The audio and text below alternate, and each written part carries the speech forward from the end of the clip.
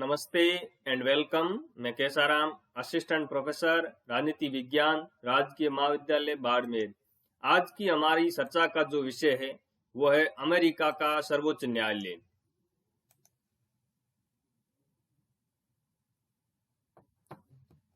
America का सर्वोच्च न्यायालय, अगर अमेरिकी शासन व्यवस्था को देखा जाए तो अमेरिकी शासन व्यवस्था में संघात्मक शासन व्यवस्था की स्थापना की गई है। जहां संघात्मक शासन व्यवस्था होती है वहां पर जो संविधान होता है वो लिखित संविधान होता है, जिसमें केंद्र एवं इकाइयों के मध्य शक्तियों को विभाजित कर दिया जाता है। तो अगर केंद्र और इकाइयों के मध्य शक्तियों के विभाजन को लेकर के कोई अगर विवाद हो जाता है तो उस विवाद के निपटारे के लिए वहां पर संविधान में स्वतंत्र न्यायपालिका की स्थापना भी की जाती है। तो इस नाते अमेरिकी संघीय शासन व्यवस्था के अंतर्गत स्वतंत्र न्यायपालिका की भी स्थापना की गई है। अमेरिकी संविधान का अगर आर्टिकल 3 देखे तो आर्टिकल 3 के अंतर्गत न्यायपालिका के संदर्भ में लिखा हुआ है। तो आर्टिकल 3 में यह लिखा हुआ है कि जो न्यायिक शक्ति है वह अमेरिका के सर्वोच्च न्यायालय एवं कांग्रेस द्वारा समय समय पर स्थापित अन्य निचली अदालतों में होगी। यानी जो जुडिशियल पावर है वो किसमें निहित होगा, ये आर्टिकल 3 के अंतर्गत बताया है कि यह सर्वोच्च न्यायालय के अंतर्गत होगा और ऐसे न्यायालयों के अंतर्गत भी होगा जो कि समय समय पर कांग्रेस के द्वारा स्थापित किए जाएंगे। कांग्रेस का मतलब अमेरिका की व्यवस्थापिका का नाम ही कांग्रेस है। अमेरिका में सर्वोच्च न्यायालय की स्थापना 1789 में न्यायपालिका अधिनियम 1789 के अंतर्गत की गई है। अमेरिकी सर्वोच्च न्यायालय का मुख्यालय है वो वर्तमान में वाशिंगटन के अंतर्गत है। अमेरिकी सर्वोच्च न्यायालय की जो सदस्य संख्या है न्यायाधीशों की वह वर्तमान में 9 न्यायाधीश है, एक मुख्य न्यायाधीश और अन्य 8 न्यायाधीश है। तो टोटल कितने हुए? टोटल 9 न्यायाधीश है। सर्वोच्च न्यायालय के न्यायाधीशों की संख्या का जो निर्धारण है वह अमेरिकी व्यवस्थापिका कांग्रेस के द्वारा निर्धारित किया जाता है। समय समय पर अमेरिकी जो कांग्रेस है उसके द्वारा अमेरिकी सर्वोच्च न्यायालय की न्यायाधीशों की संख्या भी बदलती रही है, लेकिन वर्तमान में कितनी है? वर्तमान में 9 न्यायाधीश है। न्यायाधीशों की नियुक्ति राष्ट्रपति के द्वारा की जाती है, लेकिन राष्ट्रपति सीनेट की सहमति से ही न्यायाधीशों की नियुक्ति करता है। सीनेट अगर सहमति नहीं देता है तो राष्ट्रपति उस न्यायाधीश को सर्वोच्च न्यायालय के अंतर्गत नियुक्त नहीं कर सकता। हालांकि सीनेट असहमति कम ही जाहिर करती है, लेकिन सीनेट असहमति भी जाहिर कर सकती है। तो न्यायाधीशों की जो नियुक्ति है वो किसके द्वारा की जाती है? सीनेट की सहमति से अमेरिका के राष्ट्रपति के द्वारा। अमेरिका के संविधान के अंतर्गत न्यायाधीशों की योग्यता के बारे में क्या उल्लेख है? तो अगर हम अमेरिकी संविधान को देखें तो न्यायाधीशों की योग्यता से संबंधित किसी प्रकार का संवैधानिक उपबंध है वो संविधान के अंतर्गत नहीं है। यानी इस तरह का स्पष्ट योग्यता वाला कोई उपबंध संविधान के अंतर्गत देखने को नहीं मिलता है। तो अमेरिका का राष्ट्रपति किसी भी व्यक्ति को सर्वोच्च न्यायालय के अंतर्गत न्यायाधीश नियुक्त कर सकता है। शर्त यह है कि उस पर सीनेट की सहमति है वो हासिल होनी चाहिए। वेतन, न्यायाधीशों का वेतन कितना होता है, किसके द्वारा निर्धारित किया जाता है? तो न्यायाधीशों का जो वेतन निर्धारण है वह भी अमेरिकी कांग्रेस के द्वारा किया जाता है। अब न्यायपालिका की स्वतंत्रता सुनिश्चित करने के लिए यह आवश्यक है कि व्यवस्थापिका, मान लो कांग्रेस, वहां पर वेतन का निर्धारण तो करती है, लेकिन न्यायपालिका की न्यायाधीशों का जो वेतन है उसमें कांग्रेस के द्वारा बढ़ोतरी तो की जा सकती है, लेकिन कांग्रेस उसमें किसी प्रकार की कोई कटौती है वो नहीं कर सकती। क्योंकि अगर न्यायपालिका के न्यायाधीशों की नियुक्ति की अगर कांग्रेस के द्वारा कटौती की जाएगी तो फिर न्यायपालिका के जो न्यायाधीश है उनकी जो निष्पक्ष और स्वतंत्र भूमिका है वो खतरे में पड़ सकती है। तो इसलिए स्वतंत्र न्यायपालिका की स्थापना के लिए यह भी सुनिश्चित किया गया है कि वेतन का निर्धारण कांग्रेस के द्वारा किया जाएगा, लेकिन कांग्रेस केवल न्यायाधीशों की वेतन में वृद्धि कर सकती है, उसमें किसी प्रकार की कमी है वो नहीं कर सकती। कार्यकाल कितना होता है न्यायाधीशों का? तो अमेरिकी सर्वोच्च न्यायालय के न्यायाधीशों का कार्यकाल है वो आजीवन होता है। एक न्यायाधीश की जब राष्ट्रपति सीनेट की सहमति से नियुक्त कर देता है तब वो न्यायाधीश आजीवन यानी जीवन भर है वो सर्वोच्च न्यायालय का न्यायाधीश है वो बना हुआ रहता है। लेकिन स्वैच्छिक सेवानिवृत्ति की परंपरा है वो भी प्रचलित हुई है, जिसमें यह प्रावधान किया गया है कि अगर किसी न्यायाधीश की सर्वोच्च न्यायालय में 10 साल की सेवा हो गई है और 70 वर्ष की उम्र हो गई है तो वो स्वैच्छिक सेवानिवृत्ति ले सकता है। तो ये स्वैच्छिक है, कोई अनिवार्य नहीं है। दूसरी बात यह है कि 15 साल की अगर सर्वोच्च न्यायालय के अंतर्गत किसी न्यायाधीश की सेवा हो गई है और 65 वर्ष की आयु में भी स्वैच्छिक सेवानिवृत्ति है वो ले सकता है। तो न्यायाधीशों का जो कार्यकाल है वो तो आजीवन है, सदाचार पर्यंत, सदाचार के अनुसार अगर वो जीवन व्यतीत करते हैं, आचरण करते हैं इस तरह का, तो फिर वो आजीवन न्यायपालिका के न्यायाधीश है वो बने हुए रहते हैं। लेकिन इस तरह की स्वैच्छिक सेवानिवृत्ति का प्रावधान है वो भी किया गया है। अब यहाँ पर ध्यान देने वाली बात यह है कि इस तरह की स्वैच्छिक सेवानिवृत्ति के बाद में भी इन न्यायाधीशों का जो वेतन है वो पूरा ही वेतन मिलता है, क्योंकि ये उनकी स्वैच्छिक सेवानिवृत्ति है और उनका जो कार्यकाल है वो हमेशा आजीवन होता है। तो इस तरह की स्वैच्छिक सेवानिवृत्ति के संबंध में भी परंपरा है वो अमेरिका की न्यायपालिका के अंतर्गत विकसित हुई है। महाभियोग की प्रक्रिया यह अमेरिकी सर्वोच्च न्यायालय के न्यायाधीशों को हटाने की प्रक्रिया है। अगर कोई न्यायाधीश सदाचार के अनुसार अपने कार्यों का संचालन नहीं करता है तो फिर उसके ऊपर अमेरिकी कांग्रेस के द्वारा महाभियोग है वो लगाया जा सकता है। क्योंकि अमेरिकी कांग्रेस के अंतर्गत 2 सदन हैं, एक प्रतिनिधि सभा और दूसरा सीनेट। तो ये जो महाभियोग की प्रक्रिया प्रारंभ की जाती है न्यायाधीशों के ऊपर, यह प्रतिनिधि सभा में की जाती है। प्रतिनिधि सभा किसी भी न्यायाधीश के ऊपर सदाचार के उल्लंघन के आधार पर महाभियोग की प्रक्रिया प्रारंभ कर सकती है, और अगर प्रतिनिधि सभा 2/3 बहुमत से उस प्रस्ताव को पारित कर देती है तो फिर दूसरा जो सदन है कांग्रेस का सीनेट, वह उसकी जांच करता है और उस जांच के अंतर्गत अगर कोई न्यायाधीश दोषी साबित हो जाता है तो फिर 2/3 बहुमत से अगर सीनेट उस प्रस्ताव को पारित कर देती है तो फिर ये महाभियोग की जो प्रक्रिया है वो समाप्त मान ली जाती है और ये मान लिया जाता है कि उस न्यायाधीश के ऊपर महाभियोग है वो सफल हो गया है।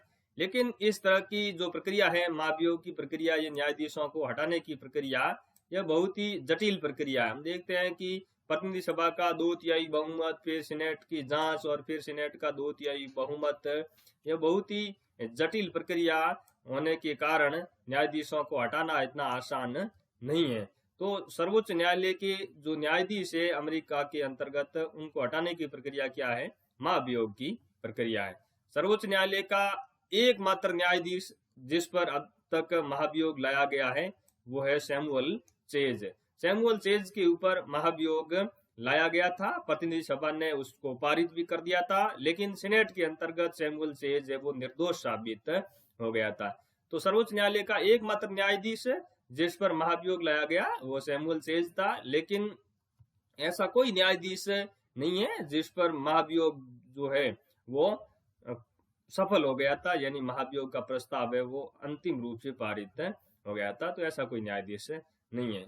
अमेरिकी सर्वोच्च न्यायालय में किसी अभियोग की सुनवाई करने के लिए जो गणपूर्ति है, कोरम संख्या है, वह 6 न्यायाधीश है। 9 में से जब 6 न्यायाधीश उपस्थित रहते हैं तभी किसी अभियोग या वाद की सुनवाई है वो हो सकती है। निर्णय लेने का आधार क्या है? किसी अभियोग की सुनवाई के ऊपर किस प्रकार से निर्णय लिया जा सकता है? तो वो न्यायाधीशों के बहुमत से निर्णय लिया जा सकता है। बहुमत के हिसाब से ही कोई निर्णय है वो दिया जाता है।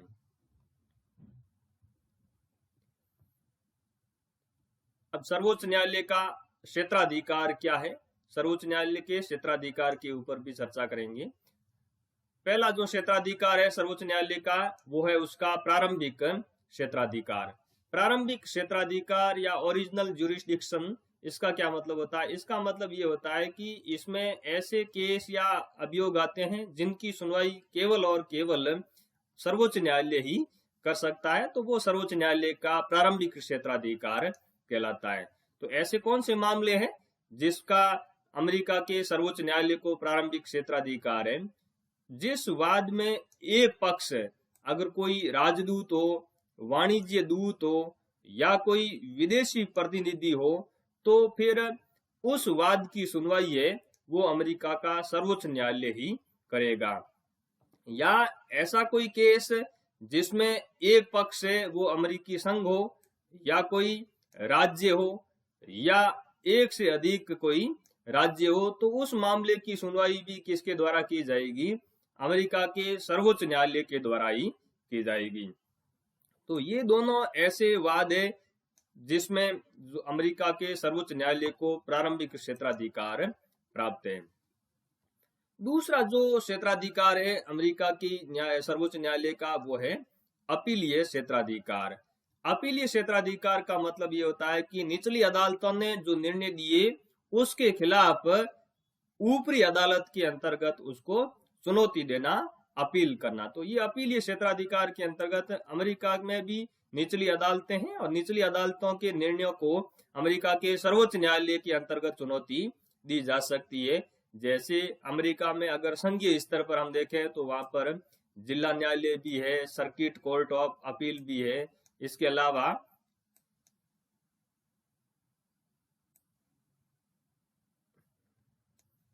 अमेरिका की जो कांग्रेस है उसके द्वारा कई कोर्ट भी स्थापित किए गए हैं। उन कोर्टों को व्यवस्थापक कोर्ट कहा जाता है।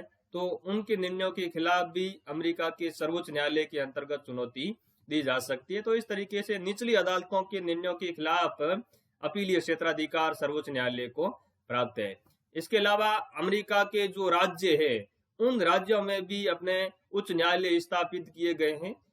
तो उन उच्च न्यायालयों के खिलाफ भी सर्वोच्च न्यायालय के अंतर्गत अपील की जा सकती है। लेकिन राज्यों के जो उच्च न्यायालय जो निर्णय देते हैं उनके खिलाफ अपील केवल और केवल सर्वोच्च न्यायालय में ही की जा सकती है।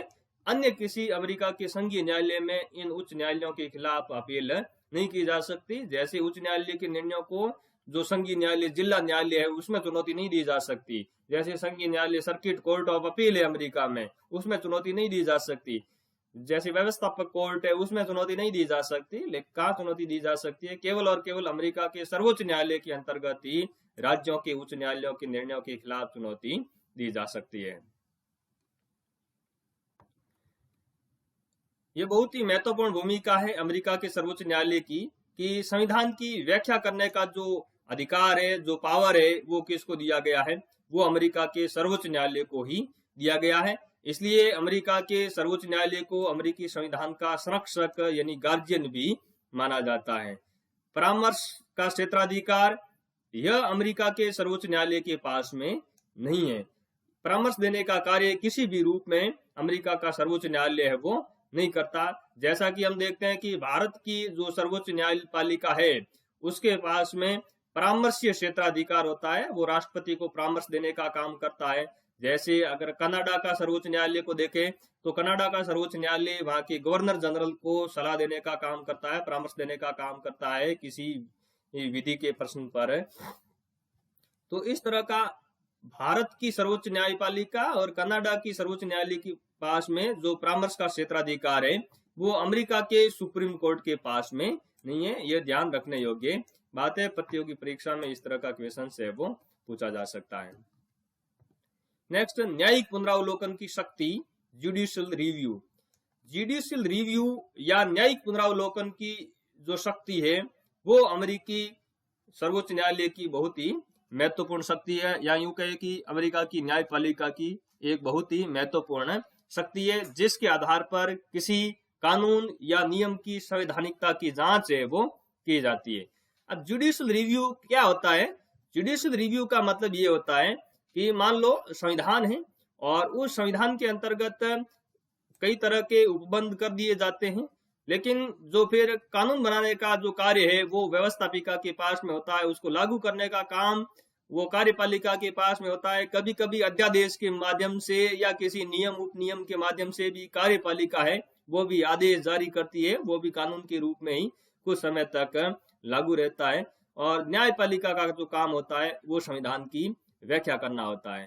तो जुडिशियल रिव्यू के अंतर्गत ये होता है कि जो संविधान के अंतर्गत जिस तरह के संवैधानिक उपबंध किए हुए होते हैं, व्यवस्थापिका और कार्यपालिका की ड्यूटी ये होती है कि वो संविधान के अनुकूल ही ये कार्यों का निर्वहन करे, संविधान के अनुकूल ही किसी कानून का निर्माण करे। लेकिन अगर व्यवस्थापिका या कार्यपालिका कोई ऐसा नियम बनाती है या ऐसा कोई कानून बनाती है या ऐसा कोई कार्य करती है जो कि उस संविधान के अनुकूल नहीं होता है, उसके प्रतिकूल होता है, तब न्यायपालिका उसकी जांच कर सकती है कि व्यवस्थापिका या कार्यपालिका ने जो नियम या कानून बनाई वो संविधान के अनुकूल है या प्रतिकूल है। अगर संविधान के अनुकूल होता है तब न्यायपालिका उसको खारिज नहीं करती है, लेकिन अगर वो कानून या नियम संविधान के प्रतिकूल होता है, संविधान का उल्लंघन करता है, तो न्यायपालिका उसको निरस्त घोषित कर सकती है। तो इस तरह के नियम और कानूनों की संवैधानिकता की जांच करने की जो न्यायपालिका की शक्ति है उसको ही न्यायिक पुनरावलोकन की शक्ति है वो कहा जाता है। अब यहाँ अमेरिका की जो सर्वोच्च न्यायालय है या न्यायपालिका है उसके न्यायिक पुनरावलोकन के संबंध में कुछ महत्वपूर्ण बातें हैं जिनको भी ध्यान रखना आवश्यक है। जैसे चुनौती देने पर ही किसी कानून की संवैधानिक जांच है वो सर्वोच्च न्यायालय के द्वारा की जाती है। अगर कोई पक्ष है या कोई व्यक्ति है वो किसी कानून को चुनौती देता है इस आधार पर कि वो संविधान के अनुकूल नहीं है, संविधान के प्रतिकूल है, तभी अमेरिका का जो सर्वोच्च न्यायालय है वो न्यायिक पुनरावलोकन की शक्ति का इस्तेमाल करता है। खुद स्वतः संज्ञान लेकर के इस प्रकार की न्यायिक शक्ति का, न्यायिक पुनरावलोकन की शक्ति का इस्तेमाल अमेरिका का सर्वोच्च न्यायालय है वो नहीं करता है। दूसरी बात यह है कि अमेरिका का जो सर्वोच्च न्यायालय है उसके अलावा भी जो संघीय अदालतें हैं और राज्यों के उच्च न्यायालय हैं उनके पास में भी इस तरह की जुडिशियल रिव्यू, न्यायिक पुनरावलोकन करने की शक्ति है वो प्राप्त है। वो भी जुडिशियल रिव्यू कर सकते हैं, लेकिन वो जब जुडिशियल रिव्यू करते हैं तो उनके द्वारा जो निर्णय दिया जाता है उनके निर्णय को सर्वोच्च न्यायालय के अंतर्गत अपील की जा सकती है, चुनौती दी जा सकती है। तो न्यायिक पुनरावलोकन की जो अंतिम रूप से निर्णय लेने की जो शक्ति है वो किसके पास में है? वो अमेरिका के सर्वोच्च न्यायालय के पास में ही है। तीसरी बात यह है कि यह जो न्यायिक पुनरावलोकन की पावर है अमेरिका के सर्वोच्च न्यायालय और अन्य अदालतों के पास में, जब वो इस प्रकार का न्यायिक पुनरावलोकन करते हैं तब वो कौन सी प्रक्रिया अपनाते हैं? विधि की उचित प्रक्रिया को अपनाते हैं। विधि की उचित प्रक्रिया के आधार पर वह किसी कानून की संवैधानिकता या असंवैधानिकता की जांच करते हैं। अब यहाँ पर यह प्रश्न उठता है कि यह विधि की उचित प्रक्रिया क्या है? विधि की जो उचित प्रक्रिया है वो यह कहती है कि कानून जो बनाया व्यवस्थापिका ने या कोई नियम बनाया कार्यपालिका ने या किसी राज्य ने कोई कानून बनाया, तो वो जो कानून बनाया वो उसकी न्यायपालिका इस आधार पर जांच करेगी कि वो जो कानून है, नियम है, वह उचित है या अनुचित है। तो उचित और अनुचित इसके आधार पर जब न्यायपालिका उसकी संवैधानिकता की जांच करती है या ये देखती है कि क्या वो प्राकृतिक कानून के अनुकूल है, प्राकृतिक न्याय के अनुकूल है, तब इस प्रकार की जो प्रक्रिया है वो विधि की उचित प्रक्रिया कहलाती है। तो इस विधि की उचित प्रक्रिया के आधार पर ही अमेरिका की जो न्यायपालिका है वो न्यायिक पुनरावलोकन की शक्ति का इस्तेमाल करती है। दूसरी तरफ एक होता है विधि द्वारा स्थापित प्रक्रिया, जिसमें केवल ये देखा जाता है कि जो कानून में लिखा गया है वह क्या लिखा गया है, क्या कानून में जो बात लिखी गई है वो संविधान के अंतर्गत लिखी हुई बात के अनुकूल है या नहीं है, उस भाषा से मेल खाती है या नहीं खाती है, तब उसको कहा जाता है कि विधि द्वारा स्थापित प्रक्रिया। तो विधि द्वारा स्थापित प्रक्रिया की तुलना में विधि की जो उचित प्रक्रिया है वो व्यापक धारणा है, जिसमें न केवल यह देखा जाता है कि उस कानून या संविधान में क्या लिखा है, बल्कि यह भी देखा जाता है कि जो लिखा गया है, जो कानून बनाया गया है, वो उचित है या अनुचित है। तो इस अनुचित उचित के आधार पर जब विधि की जांच की जाती है तब उसको क्या कहा जाता है? विधि की उचित प्रक्रिया कहा जाता है। तो अमेरिका की जो न्यायपालिका है वो विधि की उचित प्रक्रिया के आधार पर ही न्यायिक पुनरावलोकन की शक्ति का इस्तेमाल करती है। नेक्स्ट जो ध्यान रखने योग्य बात यह है कि अमेरिका की जो न्यायपालिका है यह अपनी न्यायिक पुनरावलोकन की शक्ति का प्रयोग है वो बहुत ही कम करती है। यदा कदा ही इस प्रकार की न्यायिक पुनरावलोकन की शक्ति का प्रयोग है वो अमेरिका की न्यायपालिका के द्वारा किया जाता है। हमेशा इस तरह की शक्ति का इस्तेमाल है वो न्यायपालिका करने से बचती है, क्योंकि वो खुद इस प्रकार का कभी स्वतः संज्ञान है वो नहीं लेती है। जब उसको चुनौती दी जाती है किसी कानून की तभी वो संवैधानिक जांच उसके ऊपर करती है। अब अगर हम संवैधानिक आधार को देखें न्यायिक पुनरावलोकन का, तो अमेरिका के संविधान में इस प्रकार की न्यायिक पुनरावलोकन का कोई स्पष्ट संवैधानिक जो बंद है वो नहीं किया गया है। अगर हम संविधान को देखें तो उसमें किसी प्रकार की इस प्रकार की शब्दावली का इस्तेमाल भी नहीं किया गया। कहीं पर भी जुडिशियल रिव्यू शब्द है वो संविधान के अंतर्गत नहीं लिखा गया है। लेकिन इन बातों के बावजूद भी अगर हम अमेरिकी संविधान के आर्टिकल 3 की उपधारा 2 और आर्टिकल 6 को देखें तो इसके अंतर्गत न्यायिक पुनरावलोकन की शक्ति है वो अंतर्निहित है। हम ये कह सकते हैं कि उसमें अंतर्निहित दिखाई देती है, लेकिन कहीं पर भी न्यायिक पुनरावलोकन शब्द का इस्तेमाल नहीं किया गया है। अनुच्छेद 3 की उपधारा 2 में ये लिखा हुआ है कि न्यायपालिका की शक्ति के क्षेत्र में वह सभी मामले आएंगे जो इस संविधान या राज्यों के कानून या किसी संधि से उत्पन्न हुए हो।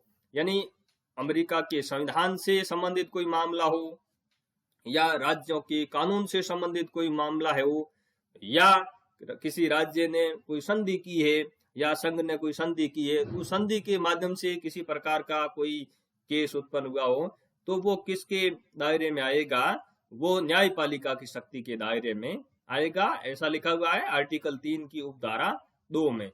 और आर्टिकल 6 को देखें तो आर्टिकल 6 के अंतर्गत ये लिखा हुआ है कि किसी राज्य के संविधान एवं कानून में अमेरिकी संविधान के विपरीत कोई बात होगी तो फिर वो वैध नहीं होगी। तो इस वैधता और अवैधता इसकी जांच कौन करता है? इसकी जांच तो फिर न्यायपालिका के द्वारा ही की जाती है, क्योंकि संविधान की व्याख्या करने की जो शक्ति है वो किसके पास में? न्यायपालिका के पास में, सर्वोच्च न्यायालय के पास में। तो ये दो जो आर्टिकल है वो न्यायिक पुनरावलोकन की शक्ति की निहितता को बताते हैं कि अमेरिका के संविधान के अंतर्गत इस प्रकार की न्यायिक पुनरावलोकन की शक्ति है वो अंतर्निहित नहीं है। हालांकि इस तरह की शब्दावली का इस्तेमाल, न्यायिक पुनरावलोकन शब्दावली का इस्तेमाल अमेरिका के संविधान के अंतर्गत नहीं हुआ है। ये जो न्यायिक पुनरावलोकन की जो अवधारणा है यह पहली बार अमेरिका में मार्बरी बनाम मेडिसन केस के अंतर्गत ही उभर करके आई। इससे पहले अमेरिका की न्यायपालिका ने किसी प्रकार का जुडिशियल रिव्यू है वो नहीं किया था। मार्बरी बनाम मेडिसन केस के अंतर्गत ही अमेरिका के सर्वोच्च न्यायालय ने पहली बार जुडिशियल रिव्यू किया और इस समय का जो न्यायाधीश था मार्शल, उसके द्वारा न्यायिक पुनरावलोकन की जो शक्ति है उसका प्रतिपादन किया गया था। तो जो न्यायिक पुनरावलोकन की शक्ति का प्रतिपादन से संबंधित अगर केस पूछा जाए तो केस कौन सा है? मार्बरी बनाम मेडिसन केस कब का है? 1803 का है। इस समय का न्यायाधीश कौन था? किसने दिया ये न्यायिक पुनरावलोकन की अवधारणा? किसके नाम से जुड़ी हुई है? तो न्यायाधीश मार्शल के नाम से ये अवधारणा है वो जुड़ी हुई है। तो इस तरह की जुडिशियल जो रिव्यू का पावर है वो अमेरिका की न्यायपालिका के पास में, जिसके आधार पर अमेरिका की न्यायपालिका संवैधानिकता और असंवैधानिकता की किसी कानून की जांच है वो कर सकती है। अब न्यायिक पुनरावलोकन के संदर्भ में कुछ महत्वपूर्ण कथन है।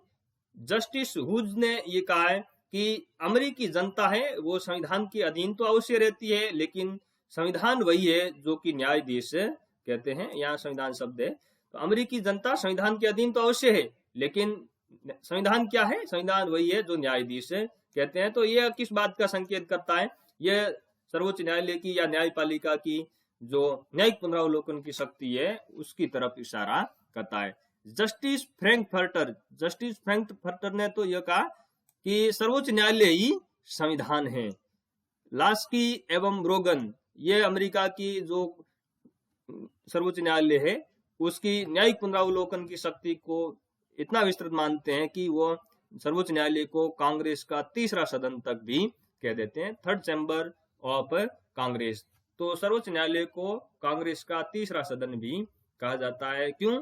क्योंकि कांग्रेस का पहला सदन प्रतिनिधि सभा और सीनेट जो कि कानून बनाने का काम करते हैं, और फिर कभी न्यायिक पुनरावलोकन के माध्यम से उसको अगर सर्वोच्च न्यायालय रद्द कर देता है तो फिर वो सर्वोच्च न्यायालय है वो हावी हो जाता है। तो इसलिए लास्की एवं ब्रोगन ने सर्वोच्च न्यायालय को कांग्रेस का तीसरा सदन भी कहा है। तो इस तरह का क्वेश्चन पूछा जा सकता है कि अमेरिका में कांग्रेस का तीसरा सदन किसको कहा जाता है? सर्वोच्च न्यायालय को कहा जाता है। और ये किसने कहा? लास्की एवं ब्रोगन ने कहा। ये जस्टिस हुज वाला ये 2014 में जो कॉलेज लेक्चर की परीक्षा हुई थी उसमें भी पूछा गया। इसके अलावा यूजीसी नेट के एग्जाम में इस कथन को कई बार है वो पूछा भी गया है। तो इस व्याख्यान के अंतर्गत हमने अमेरिका के सर्वोच्च न्यायालय को, उसके गठन को, उसका जो न्यायाधीशों का कार्यकाल, वेतन, ये सब बातें समझने के साथ साथ हमने न्यायपालिका का जो क्षेत्राधिकार है, सर्वोच्च न्यायालय की जो पावर है उसको समझा, और उसकी जो एक महत्वपूर्ण पावर जुडिशियल रिव्यू की जो पावर है उसको भी हमने विस्तृत रूप से समझने का प्रयास किया। यह व्याख्यान उन बीए की विद्यार्थियों के लिए जो कि सिलेबस में उनके लिए प्रमुख राजनीतिक व्यवस्था वाले जो टॉपिक है वो शामिल है, उनके लिए भी काफी मददगार साबित होगा, और उन विद्यार्थियों के लिए भी जो प्रतियोगी परीक्षा की तैयारी कर रहे हैं उनके लिए भी ये काफी मददगार सिद्ध होगा, ऐसी उम्मीद करता हूँ। धन्यवाद।